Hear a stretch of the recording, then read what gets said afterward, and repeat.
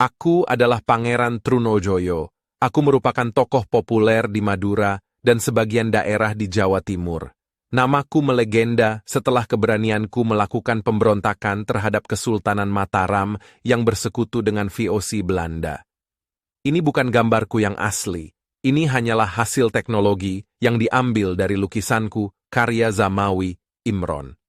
Aku adalah cucu penguasa Madura, bernama Raden Prasena atau Cakraningrat I. Ayahku adalah Raden Demang Melayakusuma, putra Cakraningrat dari istri Selir. Sedangkan Cakraningrat I merupakan menantu Sultan Agung, Raja Mataram. Dari silsilah tersebut, bisa dikatakan, aku adalah seorang bangsawan dan masih cicit Sultan Agung Raja Mataram yang termasyhur itu. Namun demikian, aku menaruh dendam dengan pemerintahan Mataram di bawah kekuasaan Amangkurat I. Aku mempunyai cukup banyak alasan untuk membenci Amangkurat I. Ayahku dibunuh di istana pada tahun 1656 dan jiwanya sendiri terancam oleh suatu persekongkolan istana. Karena itu, aku kemudian melarikan diri ke daerah Kajoran. Dalam pelariannya itu, aku kemudian menikahi salah satu puteri Raden Kajoran yang masih keturunan Sunan Sembayat. Tahun 1670. Mertuanya Raden Kajoran kemudian mempertemukannya dengan putra mahkota Kesultanan Mataram Raden Mas Rahmat. Dalam pertemuan itu, putra mahkota menawari aku bersekongkol untuk memberontak terhadap Amangkurat I, ayahnya sendiri karena konflik pribadi. Tawaran itu tentu saja diterima olehku yang memang tidak sejalan dengan pemerintahan Amangkurat I selama ini. Jika pemberontakan berhasil, disepakati Raden Rahmat akan naik menjadi susuhanan, raja, dan aku akan diberi kekuasaan di Jawa Timur, atau patih untuk seluruh kerajaan. Usai kesepakatan persekongkolan itu, aku kemudian berangkat ke Madura. Di sana, aku kemudian menyusun kekuatan untuk memberontak. Sebagai permulaan, pada tahun 1671, aku telah menghimpun laskar dan menguasai seluruh Madura. Pemberontakan kemudian benar-benar berkobar di Jawa pada tahun 1675.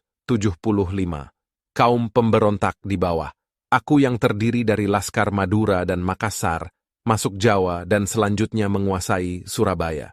Pasukan pemberontak juga menguasai dan membakar sejumlah pelabuhan penting lainnya di Jawa hingga ke Tuban bahkan Cirebon.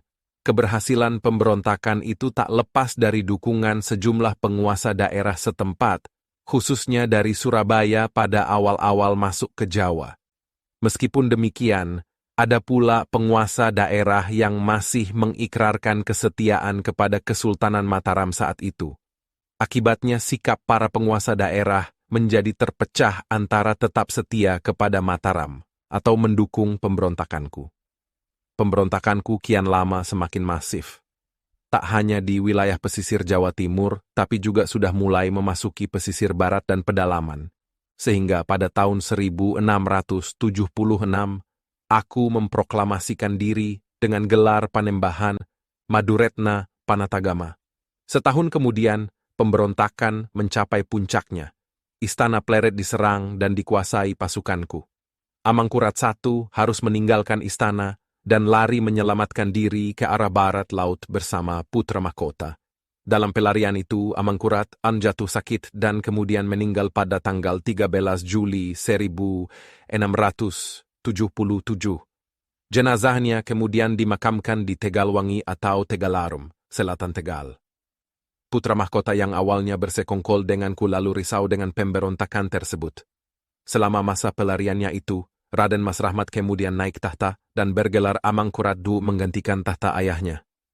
Untuk menumpas pemberontakanku yang sudah tak terkendali, Amangkurat II kemudian meminta bantuan VOC Belanda. Pada akhirnya aku ditangkap dan diikat dengan kain sutra dan dibawalah ke Mataram, kerisku diserahkan kepada pamanku. Aku dibunuh oleh Adipati Anom atau Amangkurat II karena salah satu alasan yang paling kuat ia membunuhku adalah dendam kesumat, lebih kepada faktor keluarga. Ayahnya Adipati Anom meninggal karena pemberontakanku dan adiknya Adipati Anom yang dinikahi olehku.